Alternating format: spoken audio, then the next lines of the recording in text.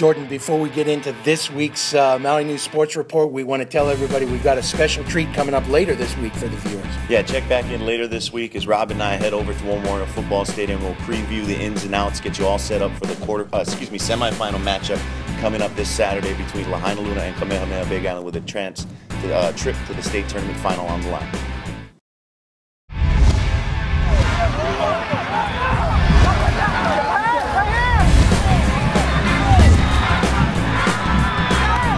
Getting late early. I'm Rob Colias, he's Jordan Helly, and this is the Maui News Sports Report.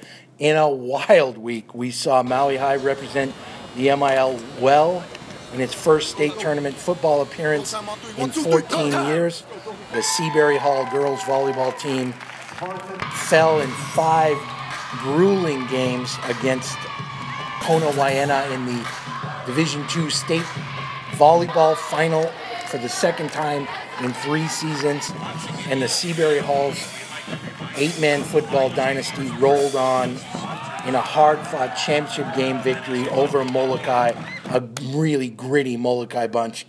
This week, top-ranked Lahaina Luna takes the field for the 3rd straight time in a state semifinal. They will take on Kamehameha of the Big Island.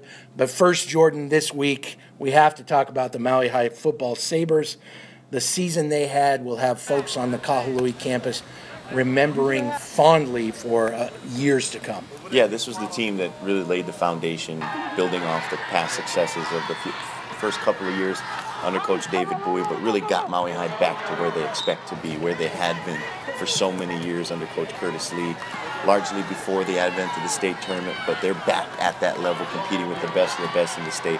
Farrington, one of those schools that is always up there, and they gave the Governors all they could handle, particularly for a first half in which they trailed just 7-6 at the break, led 6-0 on a Daniel Kelly touchdown. Their defense really kept them in the game. Sure, they gave up 416 yards, but forced 3 turnovers, set up a short field, which they were able to cash in for their lone score. Time and time again, really got the Governors off the field when they needed to, gave their offense a chance, and really you look at it, a season that got them back to that level, best finish on paper, if you will, in a state tournament. And the second time that they have been there, 22-6 the score in this one. And it's a team that you mentioned really laid the foundation for this program to continue to rise, continue to get better, and to continue to compete, to play late into November in postseason games. And guys like, Moana and Leka Vainikolo, Onosai Emilio, those are names that'll ring large on that Kahului campus, much like greats of the past and Kempfert, Malafu, Tufanga, Tokunaga, guys like that. Yeah. They'll be mentioned in the same breath because of what they did, particularly this year, getting them back. And you got to imagine they'll be back again next year, fighting for a shot to play deep into the postseason. They return their quarterback, Austin Hoy, Daniel Kelly, Hanisi Lotolele in the backfield, Sawane Valhea all over the field, Tristan Nichols, their probably best college prospect, is also back next year. This is a team, the cupboard is not bare by any stretch of the imagination. They lose a lot on defense, as you mentioned, but offensively they should be special. Kelly, Lotulele, and Valhea combined for more than 1,100 yards rushing in 8 MIL games this year, so that is a great place to start. And in the 8-man ranks, Molokai coach Mike Kahale smiled when he told me he will be happy to send his best wishes to Jackson Stinger's graduation ceremony in Olinda in a few months.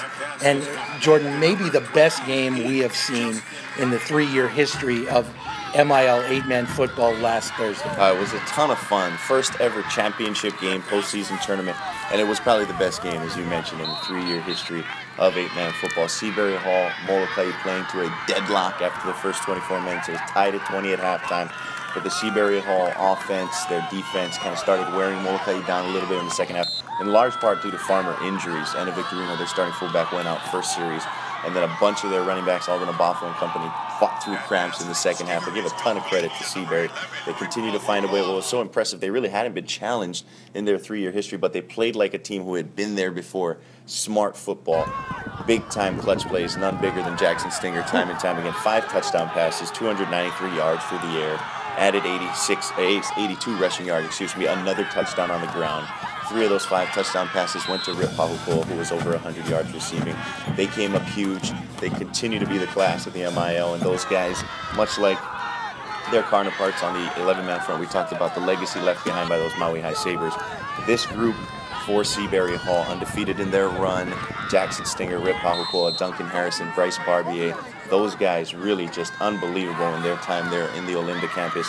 Trailblazing 8-man football for everybody else around Maui County. And don't count out Molokai, though. They look like they're in prime position to take the mantle next year. They return their entire offensive backfield.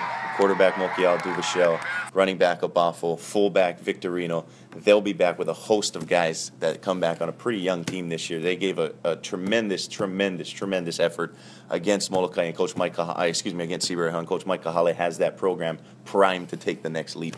No doubt. I think they go into next season, at least at this point, as the clear-cut favorite.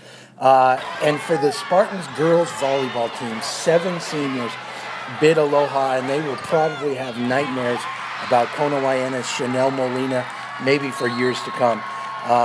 It was a special run, 2 state finals in 3 seasons, and there's plenty left on Coach Scotty Zuko's roster for next year, beginning with Amy Ozzie and Shayla Heft. Now, you mentioned Shayla Heft. She led the team with 22 kills. Kiki Lutenecker, Division I bound, had 14 kills for Seabury in that one. Just couldn't quite get over the hump there in the 5th set. Played so well for vast majority of that match against Kona Waianae, going up against one of the best players in the state, in Chanel Molina, Division I or Division II. The Spartans continue to knock on the door. They're right there. And you got to imagine, as you mentioned, with Ozzie Heft coming back, with Coach Scotty Zuko has done just an unbelievable job there. They're going to be back competing for Division II state championships year after year with that program the way it's going. No doubt. And this week, the Lunas and their senior nucleus get another shot at an elusive state crown, their 3rd straight state semifinal. That is huge. Yeah, this is what they've been gearing up for. This is what this senior class has been looking forward to. They'll take on Kamehameha Big Island this coming Saturday. Warriors defeated Nanakuli in the quarterfinals this past weekend. It should be a sea of red. It'll be a ton of fun, as it always is come state postseason time. The Lunas on a mission. We'll be looking forward to that one. No doubt, and that's our report for this week. And send us your bobbleheads.